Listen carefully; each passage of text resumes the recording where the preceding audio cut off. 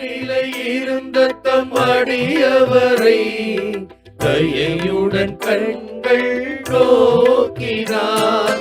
தாழ்நிலை இருந்த தம் அடியவரை தயையுடன் கண்கள் நோக்கினார்.